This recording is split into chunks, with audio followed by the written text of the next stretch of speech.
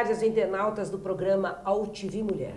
Os nossos convidados hoje são representantes da OAB de São Paulo, da OAB de Pinheiros. Está comigo aqui, com muito prazer e muita honra em recebê-lo no nosso programa, o Dr. Aloísio Monteiro de Carvalho, que já esteve conosco no programa AltV Mulher. Que bom recebê-lo no programa. Boa tarde, Mona. Sempre um prazer. Muito obrigada. E também comigo, o Dr. Celso de Dominici Neves. Que Isso. bom tê-lo no programa, Dr. Celso. Obrigado, aqui no é um programa prazer estar aqui. Pela primeira vez. Pois é, espero pedir várias. E, se Deus quiser, discutindo um tema extremamente importante, né? Sobre a privacidade da internet. Sobre a invasão da privacidade. Invasão da privacidade. Ah, pois é. Então, está lançado o tema aqui com os nossos internautas. A partir dessas últimas notícias em relação à invasão da privacidade, todos nós, brasileiros e brasileiras, estamos extremamente preocupados. Bom, quem não deve, não tem o que se preocupar, mas deve ter muitas coisas que não devem ser colocadas pela internet. Muitos devem estar muito preocupados. Por isso, o programa AltV Mulher convidou 2 especialistas para conversar com você, internauta, a respeito desta invasão de privacidade. Está com o senhor a palavra, doutor Aloísio. Exatamente, Mona. Eu agradeço o convite. Eu, Dr. Celso, aqui nós temos um trabalho, um estudo voltado ao direito na internet hoje. A segurança da informação é um tema altamente em voga hoje na sociedade mundial. A gente vê essas notícias aí de invasão de privacidade, até do governo monitorando, governo de outros países monitorando. E aí acaba a pergunta, até onde vai a nossa liberdade dentro da internet? Até onde a gente está seguro dentro da internet? Caminho daqui, conversando com o Dr. Celso, ele até comentou, será até fora da tomada, o computador a gente estaria em segurança? Quer dizer, então é um campo realmente muito cinzento hoje. Existe um problema legislativo muito grande em relação à internet, tanto no Brasil quanto em qualquer país, porque o direito é uma coisa estanque, ele demora a mudança. A internet já não é muito rápido, amanhã a gente acorda já está defasado. Então isso gera um problema até para que se possa legislar sobre o direito dentro da internet. Como regular essas situações? Recentemente a gente teve aí muita gente falando sobre a questão da lei, chamada Lei Carolina Dickmann, que invadiram o e-mail dela e acabaram tomando posse de algumas imagens e divulgando essas imagens, pior ainda, divulgando essas imagens na internet. E esse tema todo veio à baila. E agora com esses monitoramentos sem fim aí que a gente está vendo. Agora, a pergunta que fica, quem é que tem que dar essa segurança para o usuário? É uma questão interessante, tenebrosa. A presidente Dilma agora deu uma entrevista recente, agora querendo regulamentar agora o local onde vão ficar essas informações, se o provedor é aqui no Brasil, se o provedor é em outro local, nos Estados Unidos. Existe agora um problema que o Dr. Celso, que conhece bem, pode até falar um pouco melhor para nós, que é a chamada internet na nuvem. Agora os dados agora não ficam mais armazenados num servidor nos Estados Unidos, ou um servidor no Brasil, ou em qualquer país da Europa que seja, eles ficam rodando numa nuvem. Então, e o acesso a essas informações? Quem pode ter esse acesso? Eu posso dizer que a minha área milita um pouco mais nessa área criminal e eu vejo a dificuldade de uma investigação em relação a crimes de internet. Porque muitas vezes o país não tem uma cooperação, o país onde essas informações estão armazenadas não tem um tratado de cooperação com o Brasil, então não permite que uma autoridade brasileira vá até esse país para ter acesso a esse tipo de informação. Então a gente tem certas dificuldades técnicas dentro desse campo de internet que dificultam até no campo de investigação mesmo de um crime. Então as pessoas que hoje estão na internet sofrem esse problema, não tem essa segurança. Aí voltando à sua pergunta, será que estamos seguros na internet? Seguros não tem como dar essa segurança na internet. Doutor Celso, depois dessa fala pedagógica do Dr. Aloísio, eu quero saber o que nós devemos postar ou o que não devemos postar na internet. Bom, depois do Dr. Aloísio fica até difícil de complementar, mas eu acho que a gente não deve postar nada, a gente não falaria para o mundo, né? Então, quando a gente vai publicar alguma coisa, embora nessas redes sociais esteja lá dizendo que vai ser publicado somente para os amigos, isso a gente está vendo que não funciona, né? existem formas de burlar essas proteções, então tudo aquilo que é publicado pode ser visto por todo mundo, né? Qualquer pessoa tem acesso e essa possibilidade de usar senhas, você definir o seu grupo de convivência, isso não ajuda? Olha, isso ajuda, eu acho que mais entre a organização dos próprios usuários, né? Mas se pegar uma força como, por exemplo, o governo americano, isso vai ser burlado, obviamente, com essas garantias da individualidade são relativas, né? Então, por exemplo, agora com esses escândalos de investigação, ficou bem claro que não há privacidade na internet, por mais que se queira demonstrar ou dar aparência, né? Ao que parece, a internet é aberta para todo mundo. E ainda, como não existem as limitações técnicas, quer dizer, é muito fácil você grampear as pessoas pela internet, é muito mais fácil do que no meio analógico. Então, o que está aparecendo é simplesmente o resultado desses grampos, né? Onde se tem um backbone e tem alguém grampeando, com alguém sniffando uma rede, alguém grampeando um tráfego de informação, alguma coisa. E agora está... Então a espionagem está a 1000 por hora, Eu né? acho que está a 1000 por hora. Porque então aquilo que a gente aprendeu naquele livro, 1984, né? Aquilo lá é fichinha perto do que... eu acho que sim. Realmente se passa nos dias de hoje. É preocupante e a espionagem hoje em dia, ao que parece, ela está mais para bisbilhotagem. Porque a espionagem ainda existia, mesmo que discutível, existia uma razão para aquilo, né? Agora, não existe razão para bisbilhotar os brasileiros, como é que está acontecendo. Então, não há ameaça, né? Não há ameaça, não há foco terrorista, até onde se sabe, não há... Enfim, não tem razão. Então é uma bisbilhotagem mesmo, não tem sentido, não tem justa causa, como se diz até o doutor Aloysio pode falar no direito penal, não tem justa causa para essa invasão. Então fica muito evidente realmente que é preocupante. Mas eu acho que essas últimas notícias trouxe um alerta para todos nós. Sem dúvida. Não é? Um alerta de que como lidar com a internet. Exatamente. Eu acho que tem esses dois lados. Tem o lado do governamental, que a gente tem que regulamentar como funciona, como vai ser esse acesso à internet, como se dá essas informações, mas também tem um outro lado do próprio usuário.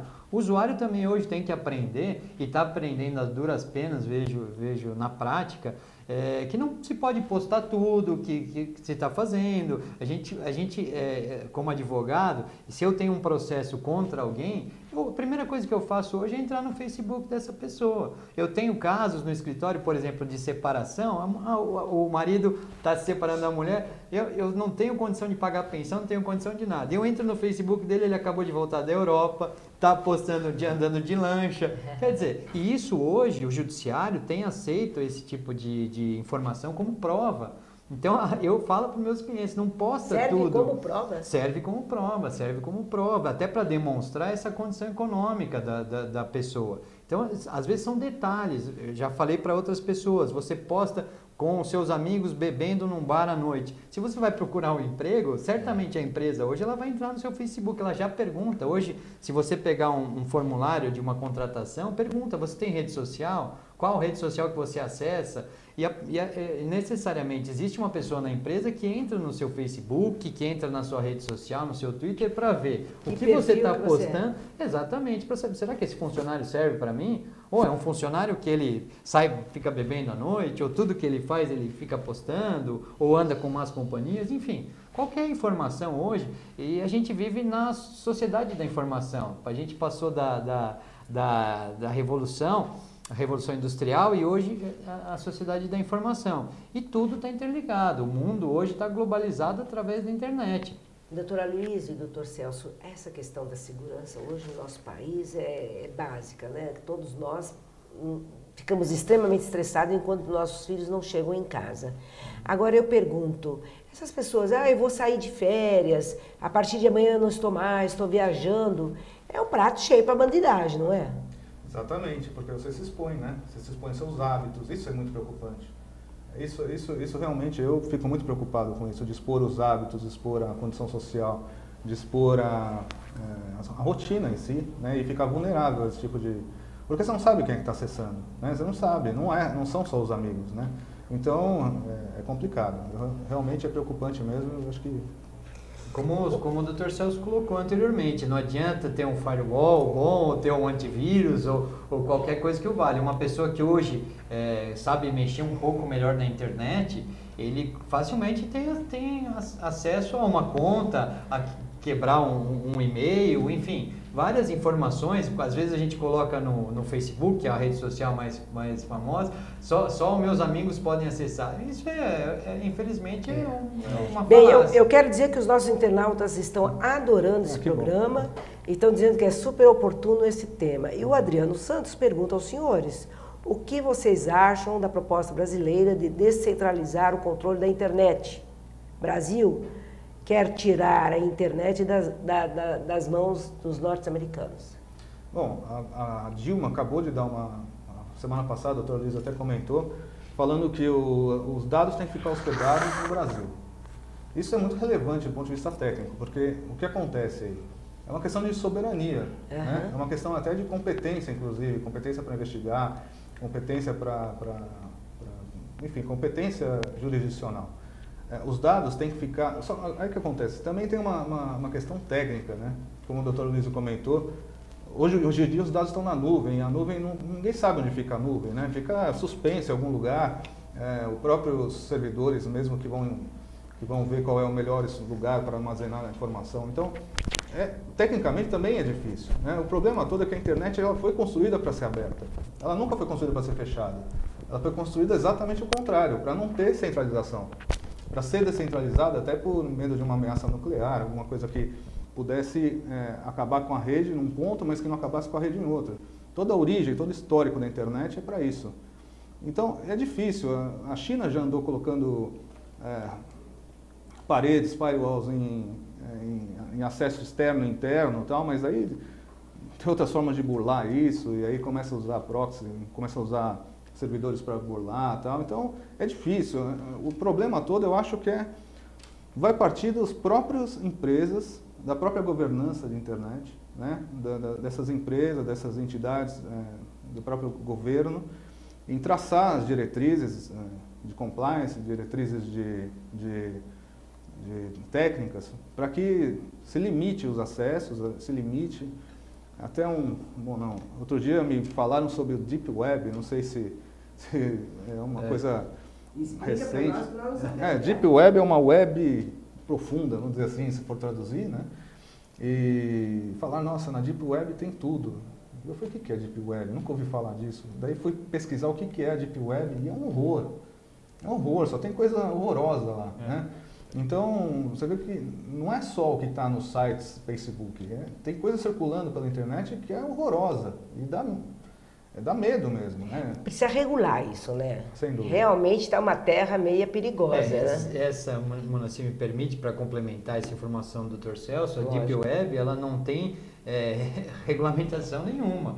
Existe uma internet aqui que a gente acessa hoje através de um browser e acessa algumas páginas, mas abaixo disso, essa Deep Web, que como o Dr. Celso bem falou, parece um filme Matrix. Não sei se algum internauta já teve a oportunidade de ver, mas as informações são todas codificadas, nem se entende o que se passa lá dentro. Só quem sabe mesmo mexer. E ali não tem firewall, não tem proteção alguma. As informações circulam ali de forma livre, sem qualquer regulamentação. E eu vejo, por exemplo, é um caso meu mesmo. Eu tive um processo muitos anos atrás, incúrio, porque misturaram todo mundo junto, e foi absorvida, e até hoje está na internet esse processo. Isso é uma dificuldade. A chamada do processo, mas não que mostrando que não era, não era devido, não é?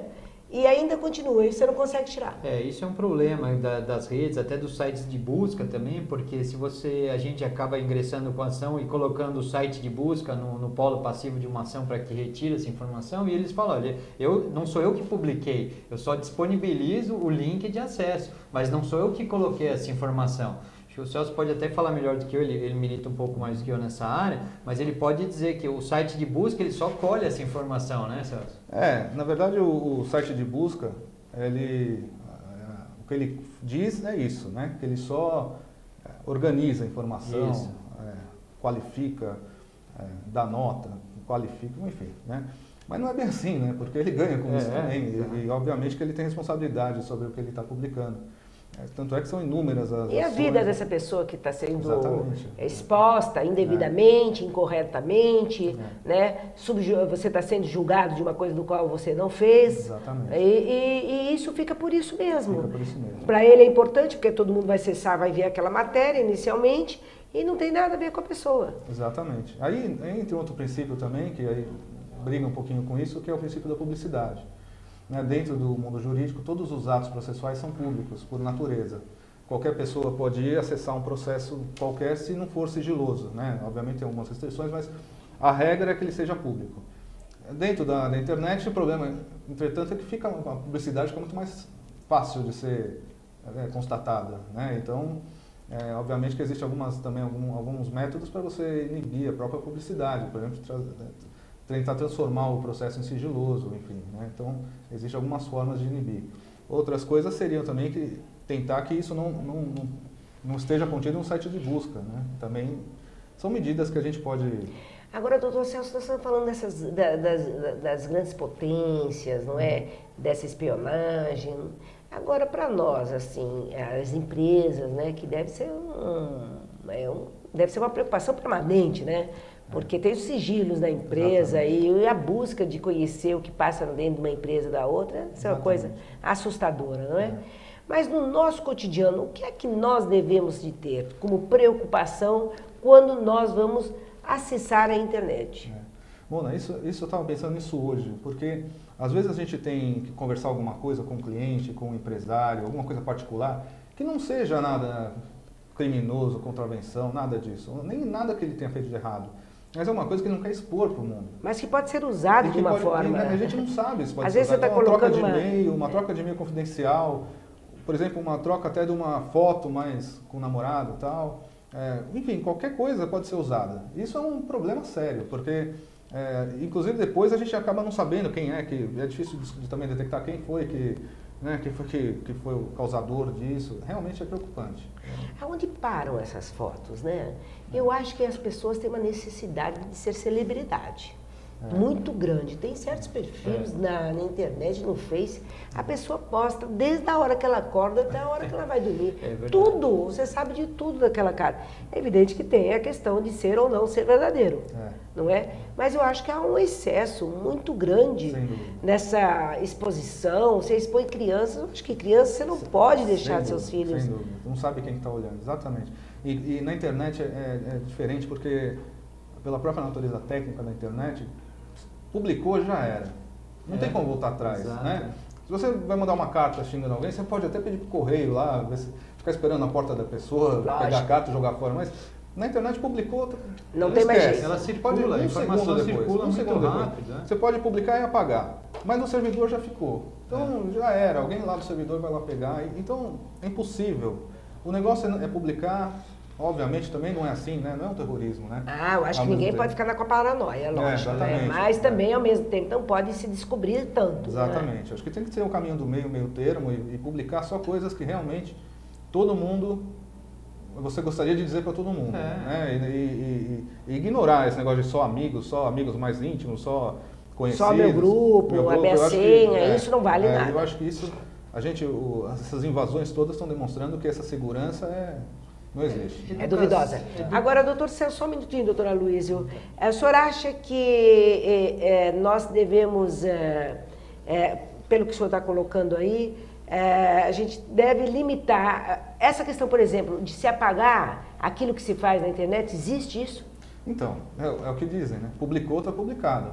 Na internet, o arrependimento é meio ineficaz nesse caso, porque mesmo que, por exemplo, eu publiquei uma coisa, depois eu me arrependi. Isso acontece muito com todo mundo, né? Às vezes não está num dia legal, vai publicar uma coisa, depois fala, não, é melhor não ter publicado aquilo. Aquilo está registrado. Está registrado. Não tem jeito. Numa rede social, se a pessoa compartilhou, infelizmente, no caso da própria Carolina Dickmann, as fotos dela que foram publicadas num site, por mais que ela tenha conseguido retirar do ar, alguém copiou, e hoje se você colocar num site de busca, você vai achar uma foto ou outra, porque alguém copiou isso para o seu computador e pode estar publicando isso novamente. Olha, então todo cuidado é pouco. Todo cuidado é pouco. Todo cuidado é pouco. A gente volta a dizer, eu estive aqui em outra oportunidade, o básico é a educação e conscientização das pessoas.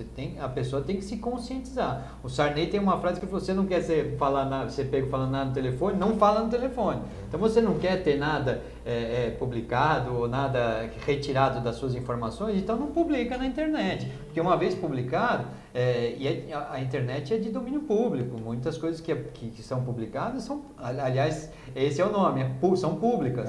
Então, uma vez que você colocou lá, e digo até um trabalho científico, alguma pesquisa, alguma coisa que é publicada, desde que se você foi o autor daquilo e publica na internet, acaba perdendo o domínio sobre aquilo. Não tem como manter uma segurança total sobre aquilo.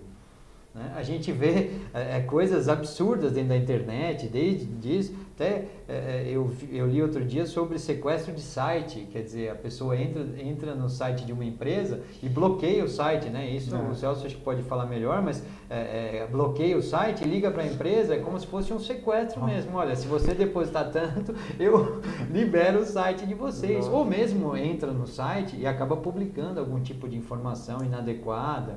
E eu sei que tem uma organização internacional que ela mapeia o perfil de certas mulheres que estão numa posição independente financeiramente, já numa posição de destaque nos espaços de trabalho, e que eles assediam essas mulheres.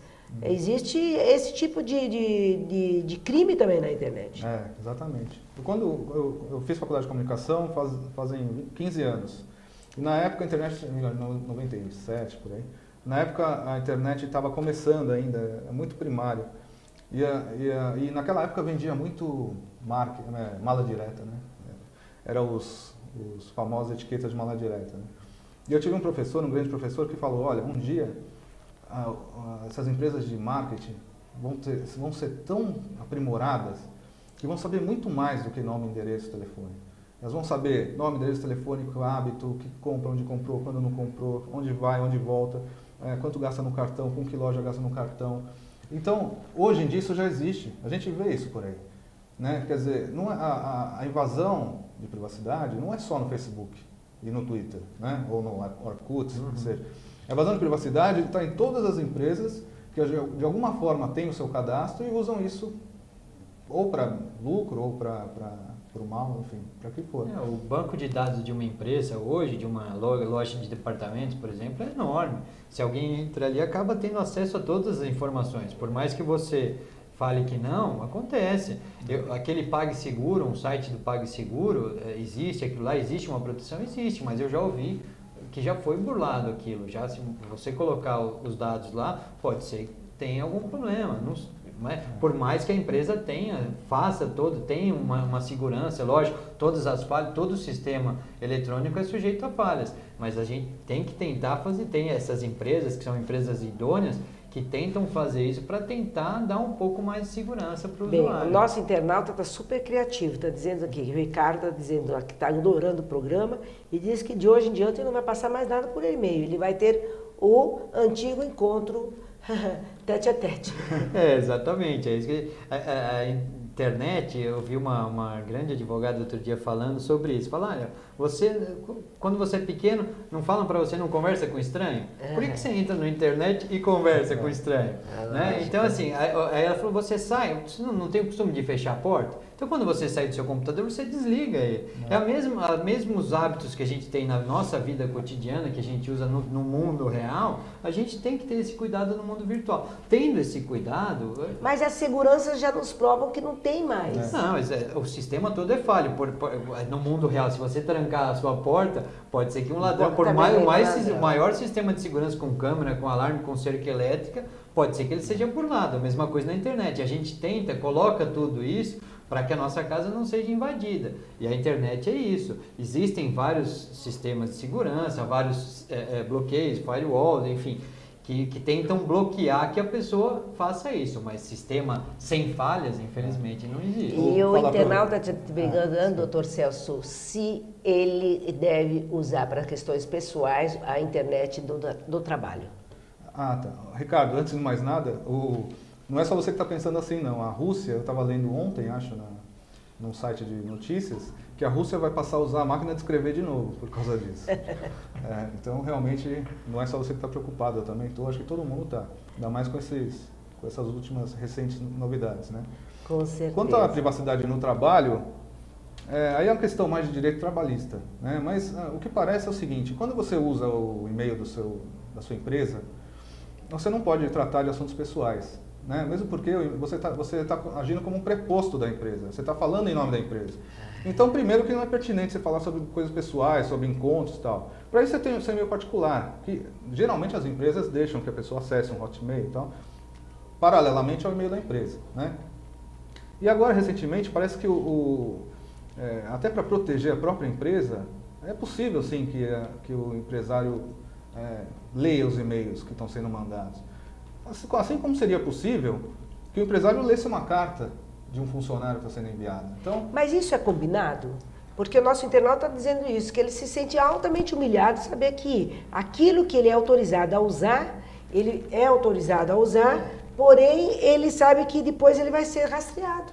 Como o Dr. Celso, hoje em dia a gente tem orientado as empresas a fazer um termo no contrato de trabalho para que o funcionário assine um termo para que ele fique ciente disso. O que eu acho, na minha opinião, humilde opinião, errado, é não bisbilhotar o funcionário sem que ele tenha conhecimento. Mas uma vez que ele tem conhecimento de que o e-mail dele é usado, ele está sabendo disso, ele assina um termo de que tudo o que ele colocar ali, falar no e-mail vai ser monitorado, primeiro. Então ele vai ter que ter esse cuidado para que ele não fale uma coisa ou outra. Segundo, existe um outro problema, ele começa a usar esse e-mail corporativo para algum outro fim que não o trabalho dele, ele pode estar prejudicando a empresa. Então a empresa tem o dever de se resguardar também. Um e-mail mal colocado, ou mal feito, ou mal endereçado, pode colocar toda uma empresa em risco. Hoje em dia, além disso, a gente tem orientado a empresa a ter um computador ali para acesso ao e-mail pessoal, para que o funcionário não acesse o seu e-mail pessoal nem da máquina que ele usa, da máquina que é fornecida para que é a estação de trabalho dele.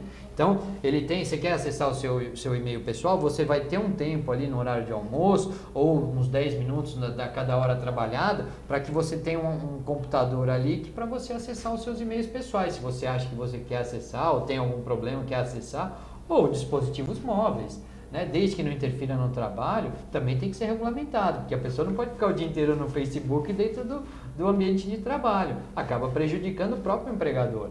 Então tem que ter esse bom senso, tanto do empregado, respondendo a pergunta dele, eu me sinto invadido, eu também acho que se a empresa não avisa que vai ter esse monitoramento, eu também acho uma invasão, como o Celso até colocou. Tem que avisar, né? Exatamente. Então, dando ciência para o funcionário, quando ele é contratado, ele assina um termo que o e-mail no corporativo. horário de trabalho ele não pode usar. Então veja, existe o e-mail corporativo, que é um e-mail cedido pela empresa. Esse e-mail corporativo ele vai ser monitorado. O e-mail pessoal dele, ainda que ele assine um termo, eu entendo que não pode ser monitorado. O que ele não pode é acessar o e-mail dele, talvez da máquina pessoal. Aí isso a gente orienta da empresa. Da máquina da empresa, perdão. Da máquina corporativa ele não pode acessar. Agora, o e-mail dele. Agora, se ele for autorizado a usar se ele for a máquina, autorizado, aí a empresa não pode monitorar esse e-mail pessoal dele. Não pode. Eu entendo que aí sim seria invasão. Agora, o e-mail corporativo... É isso que ele está se referindo. Não, aí sim, o e-mail pessoal, a empresa não pode, eu entendo que a empresa não poderia ingressar. O que a empresa pode fazer, eu não quero que acesse o e-mail pessoal, então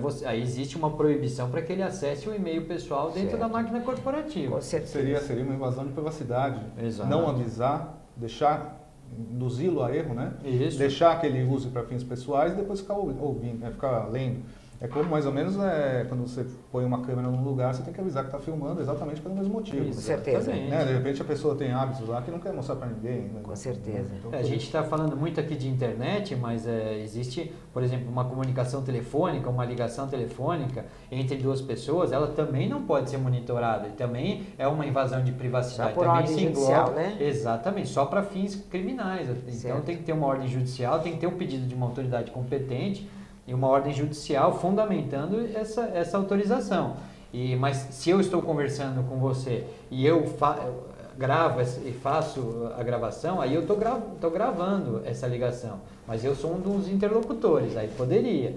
Porque eu não posso estar conversando com você e alguém interceptar, entrar no meio dessa conversa e gravar uma conversa minha e sua. Lógico. Só você, autorização judicial. Lógico. Aí mesma coisa, desculpa só para complementar, mas em relação ao e-mail. O e-mail quando eu mando é como se fosse uma carta. Eu mando passa pelo servidor, existe um trâmite, mas mando e-mail da minha caixa postal para a sua caixa postal. Uma vez que entra alguém e monitora isso é a interceptação. Lógico. Agora, nós estimulamos tantos idosos, porque é uma companhia maravilhosa para idosos, hein? A internet, olha, tem tirado tanto idoso da depressão, ele está se interagindo, viajando pelo mundo, pela internet, há grandes ganhos. Mas, ao mesmo tempo, esse idoso, ele de tão boa vontade, que ele acaba se expondo muito na rede. Eu acho que por não ter aquilo que nós conversamos, né? Por não ser uma coisa natural, né? É uma tecnologia nova tem o quê? 20 anos, talvez, né? Então, fica mais difícil de se adaptar, né? Assim, então, acaba sujeitando, assim, ficando mais vulneráveis a um tipo de invasão. Uma coisa que eu ia falar para você, né, Mona, que era assim... Os nossos internautas que estão interagindo também, aqui, adorando o programa, e todos aqui dizendo o seguinte, vou voltar para o mundo, estão falando o nome da máquina, da Hamilton.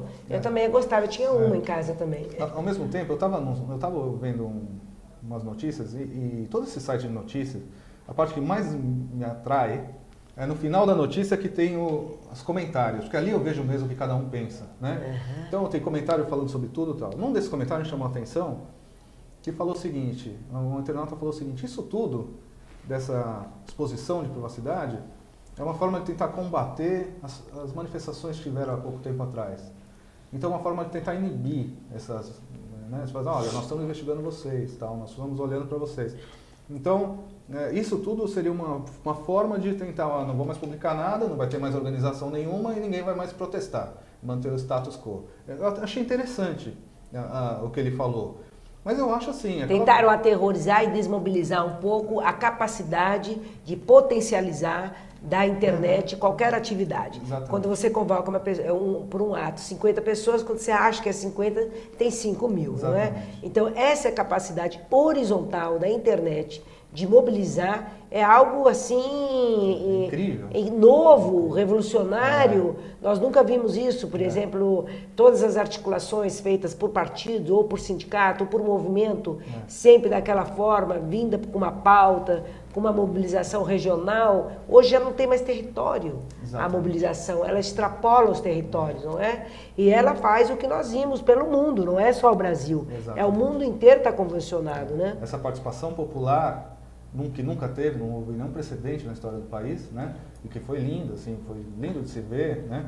Eu acho que isso também não pode ser inibido, né? Independente de uma coisa da outra. Os jovens no Brasil saíram 5 vezes já para a rua. Saíram em 68 contra o regime, saíram pela anistia, saíram na derrubada do Collor, pelas diretas e agora nesse ato que nós estamos vendo aqui por reivindicações básicas, da condição da qualidade da saúde, da qualidade da educação, do seu direito de ir e vir, né? E ousamos dizer que a internet teve uma participação assim, grandiosa nessa movimentação popular, nessas manifestações. Exatamente. Eu entrava na internet de manhã, que é comum hoje, todo mundo acorda, ao invés de ler o jornal, vai ler a internet. Lógico. E já tem manifestação marcada tal hora e em tal ponto. E isso tomou um vulto muito grande, até pela informação circulando dentro da própria rede. E assim, não é o seu grupo, é uma relação entre gerações, uma pessoa de 70 anos com uma pessoa de 12.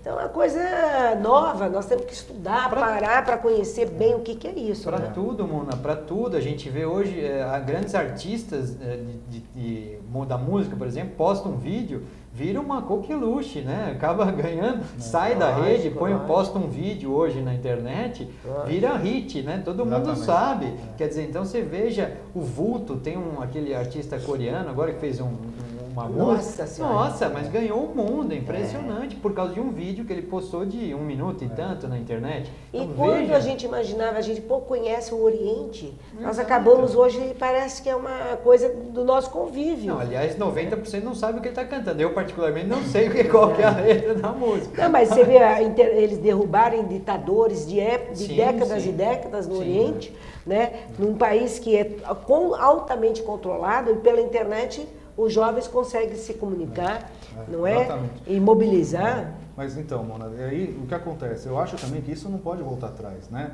É um Agora, com azar. esse medo da privacidade, não pode também inibir esse outro poder que é sensacional da internet de poder propagar propagar as ideias, né? Com certeza. Sem fronteira, como você falou, né? Sem fronteira, quer dizer, os protestos começaram no Brasil, terminaram na Argentina, foram para Nova York. Quer dizer, isso é Tunísia, fantástico. né? Egito, isso né? é fantástico, né? Até já houve realmente outras histórias de protesto, mas para a Marginal eu não me lembro de ter visto essa. Exato. Ninguém viu Ninguém isso nunca tinha antes. visto isso. Então, eu acho que isso também é Então, assim, quanto à privacidade, invasão de privacidade, é relativo, é uma coisa que você tem que tomar cuidado, tem que se precaver. Mas também não é uma coisa que, como a Rússia usar máquina de escrever, não é assim. Mas, tem que... mas, doutor Celso, o senhor acha que alterou o comportamento das pessoas? Ou as pessoas nem perceberam isso e já sabiam, alguns já até intuíam isso e estão tocando da mesma forma as suas relações com a internet? Eu acho que antigamente, né, com os meios de comunicação de massa, como a televisão, rádio, a pessoa só reagia, né? Você via passivamente a informação e podia ter uma reação, de comprar, e se vestir igual, enfim, né? Agora você interage, quer dizer, você participa da própria notícia, né? O meio é a mensagem, né? Quer dizer, você participa de toda a geração da notícia. A notícia, a informação, a matéria, ela não é pronta, ela vai se criando. Eu acho sensacional, assim, por exemplo, começa uma matéria e parece que é o começo de um capítulo. E a coisa continua, as pessoas continuam aquela matéria, com opiniões, com protestos e tal. Então, O nosso programa é pautado pelo internauta. exatamente. Não é aquele programa que você traz pronto. Você tem um eixo de convidados, do tema, mas quem alimenta o programa é uma relação horizontal. Exatamente. É uma relação de interatividade em tempo real. Por isso Como que é o agora sucesso, aqui. Obrigada. Sucesso é a exposição de vocês. Existe uma linha muito tênue entre os direitos da internet, né? A questão do anonimato é muito comum. A pessoa às vezes posta e não diz quem é, cria um perfil chamado fake, né? E posta algumas coisas na internet né? Com alguns protestos, algumas coisas até um pouco mais pesadas. Então, assim, tem que ter esse balanço, porque também o anonimato, às vezes, é usado pelo lado ruim. A pessoa achando que está anônima, porque na realidade não está, achando que está anônima, começa a postar um monte de coisa. Aloysio, você tocou um ponto aqui, porque aí se expõe os machismos homofóbicos, os racistas, exato. os preconceituosos, eles se escondem atrás dessa ferramenta. Exato. E eu acho que isso que precisa ser regulado, né?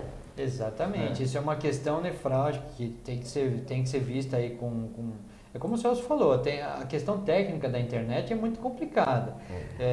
Como é que vai se inibir isso, Celso? Eu não sei qual a tua opinião, mas essa questão do anonimato tem que ser vista mesmo, Tem porque que ser acaba vista. Dando uma carta branca para que todo mundo fale o que quer. E não pode ser assim, Não até pode. a própria Constituição veda o anonimato. Certos símbolos nossos, a Constituição não permite. Exatamente. Agora, eu sei que precisamos de outros programas. Porque nesse aqui, meu internauta, nem eu, nem você estamos mais embaralhados. Que bom. Porque eles trouxeram tantos dados, tantas informações, que a gente tem que sair daqui para dar outros... Olha, não está parando de entrar gente aqui, ó. Não para, pulando, ó. Não é? E eu quero pedir para os senhores voltarem ao programa, nos dar essa consultoria, nos informar melhor, para que nós possamos ter mais segurança na internet. Vai ser um prazer voltar sempre convidado a voltar aqui.